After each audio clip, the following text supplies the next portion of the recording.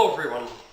Today I've got a nice big pot of lentil stew on the go in the slow cooker, and I thought we should have something to eat alongside that besides having a salad before, and so I decided to make what's called quick and easy cornbread. For those of you that live in the southwest US, you probably have your own recipes, and that's great. This is one for anyone. If you don't want to take a lot of time to make it, then this is a good one for you. If you've never made cornbread before, this is very, very easy.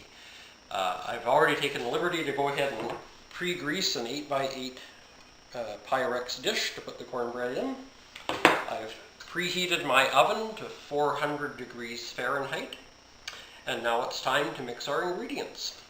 So the first thing we want is 1 1/4 cups of white all-purpose flour. The second ingredient is 3/4 of a cup of yellow cornmeal. I'm not sure what you'd call this in England, because what we call corn here you refer to as maize, so maybe it's maize meal? I don't know. It sounds a little strange, but that might be what you call it. So combined with those two ingredients, you've got 2 cups of dry mixture in the bowl. I always use a whisk. I find mixing the dry ingredients together with a whisk does a much better job than most things. You could use a Mixmaster to make this if you prefer. I'm kind of a hands-on guy though, so I just prefer that. The next ingredient is 2 teaspoons, that's 2 teaspoons of baking powder. Remember, we don't want the kissing powder, not baking soda, that's the kissing powder. So this is baking powder, the one that doesn't make you pucker.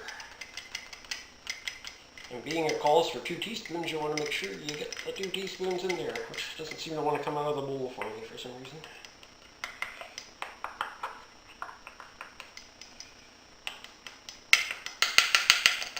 There we go. Next we have half a teaspoon. How do you do a half? Is that sort of like half a teaspoon of salt.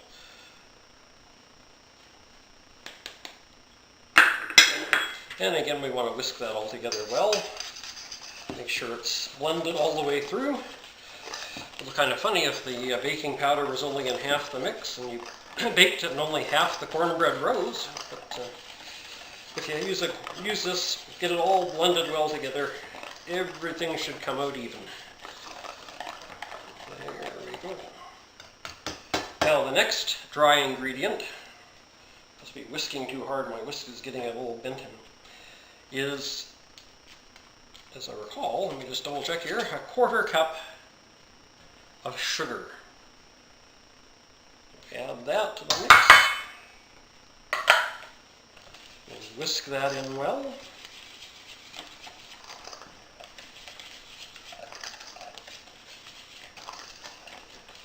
And then next comes our wet ingredients. And I'm going to switch from the whisk to a fork. And the reason for that is once you start getting this into a batter, it tends to clump up inside the whisk. And then you have to do this to get it out, and then you splatter it all over the kitchen, and it gets on the camera lens and on your apron. And yeah, don't want that mess. So I'll switch to a fork for this part. And I'm going to add 1 cup of 1% milk. You can use whole milk or skim milk or whatever milk you're used to using. I don't think it'll affect the flavor that much. If you use whole milk, it might be a little richer than the norm. Let's make sure we get the cow fully drained out here. There we go. And we'll stir that into our dry mix. As you can see, it's very simple, very, very simple recipe, but it makes a very delicious cornbread. I eat this, usually make it to go with a meal, and there's leftovers, and sometimes I'll even have a piece for breakfast and put some honey on it or something. But it's good just hot with butter, or sometimes I'll take a piece and break it in half or cut it in half and put a slice of cheddar cheese in there and put it in the microwave for a few seconds to melt the cheese into it. And yeah, it's a good multi-purpose. And sometimes when I'm just hungry and don't want to be bothered, I just take a square of cornbread and eat it by itself because it's that good. or I'm weird, whichever the case may be. But, so that's the first of our wet ingredients. The second is 1/3 of a cup of vegetable oil. Now I use canola oil. You can use whichever type of oil you prefer, but depending, it may add or change the flavor somewhat. If you use sesame oil, that's definitely going to have a different taste. Olive oil, maybe a slightly different taste. But just a vegetable oil. There we go. Excuse me.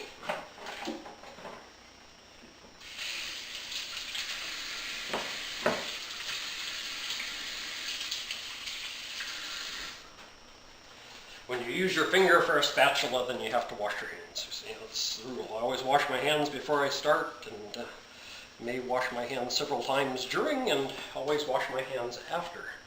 I just can't stress washing one's hands enough when you're doing food prep. So, by the way, if you'd like my recipe for the lentil stew, I would be happy to send you a copy of that via email. I'll put my email address on the end of the video here. And that email address is strictly for my YouTube channel. It isn't my personal email, so you don't have to worry about, oh well, gee, I don't want to fill Ian's inbox with stuff that he doesn't really want. Because I always want to hear from you guys. Actually, I've only, I think, ever had one request for a recipe from a viewer, and tried to respond to that as quickly as I could. So you can see how that's looking now. Oil gives it a nice shine. You don't want a dull-looking cornbread batter, so you get that nice lustrous shine on there from the oil. And last but not least, you have 1 egg, and it says to add it beaten. In other words, don't just put it in like this. So I usually just take a small drinking glass, put the egg in there. My eggs come in shells. You have to take it out of the shell first, of course. Yours are probably the same way. Of course, they are coming up with some strange things these days, so I don't know, maybe you can buy pre-shelled eggs. I know you can buy hard-boiled eggs already done, but maybe you can buy eggs in a carton. In that case, I'd say you've got probably half a cup of egg. Anyway, one egg, beaten, not whipped, not stirred. Take out your aggravations on your eggs and beat them, and then add them to your cornbread mixture. There we go. And then we have to mix that into our... One thing you really have to do is make sure you get this really mixed in well. And like I say, I like to do things by hand, but there's absolutely no reason you could not use a Mixmaster for this, whether a stand Mixmaster or a handheld one.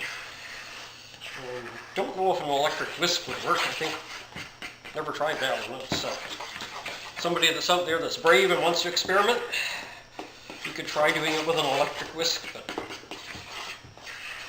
somehow I don't think you really need that. Spatula is missing. See, Mrs. Weigath and I have this game we play with each other, because I do all the cooking and baking and she does the cleaning, although we do help each other out occasionally. But once in a while, when she does the cleaning or washes the dishes, she'll put things in a different place than I usually keep them. And I think it's her little secret joke on me, is her probably sits back and snickers as I'm hunting through the kitchen trying to find it. She's not home today. She's off playing canasta with some lady friends. And, so I get to bake undisturbed. Well, I am disturbed. You probably figured that out from watching my videos, but my baking will not be disturbed. Well, there we have it. There's our batter all ready to go. Our pre-greased 8x8 pan, and try and do this backwards here so you can see, because it's so exciting to watch the batter go out of the bowl into the pan. Nobody wants to miss that. Matter of fact, you probably, a few out there, just skip right ahead to this part because it's the best part of the video, right? Is watching this go into the pan.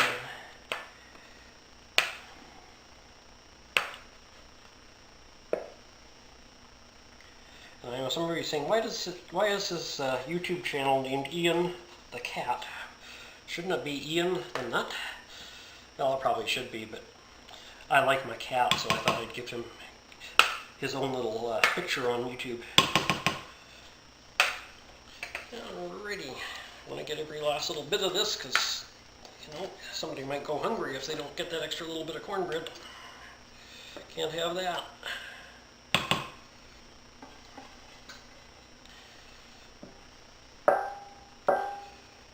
And there we go. So I always kind of tilt it around a bit, make sure it gets into the corners. I have OCD, everything's got to be nice and regimented, and there we have it. And my oven is now preheated to 400 degrees Fahrenheit.